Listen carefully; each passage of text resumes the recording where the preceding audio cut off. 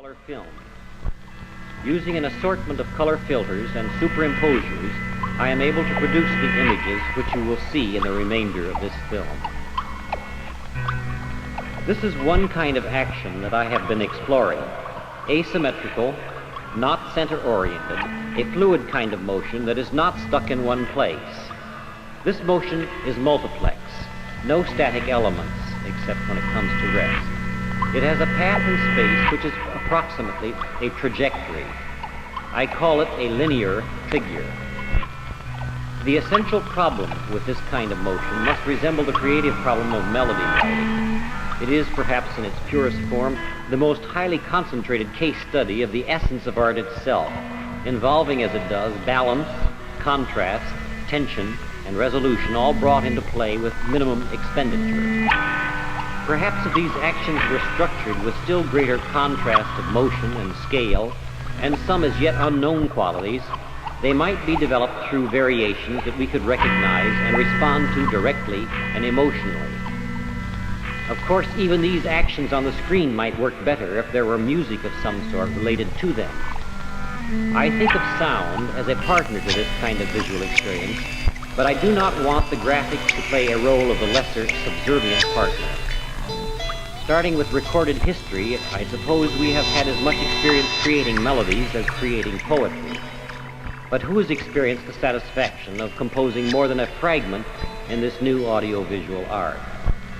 What is needed, therefore, is for someone to be able to add a few years' experience to perfect his skill at designing motion for the eye to perceive. You have been seeing a kind of motion which I would have you compare with melodic linear phenomena of music. The comparison might be carried a step farther by showing how we might relate and harmonize two or more actions that run simultaneously. Here is a simple and obvious and quite infallible kind of holographic relationship. Parallel action rotated into 4 quadrant positions. Now, from here on, I'm going to present a kind of spoken counterpoint. I'll interrupt myself to explain what is on the screen, but I have more to say in general about formal problems. For example, the op art directions have indicated what values can be found in the effects of color as an experience for its own sake. There are the same potentials here, but with the added factors of time and motion. Let me add a disclaimer to any systematic color aesthetic at this time. I am using color on the elemental level of a simple color code system at present. On the screen now are holographic relationships of related pairs derived from structural configurations of the computer program.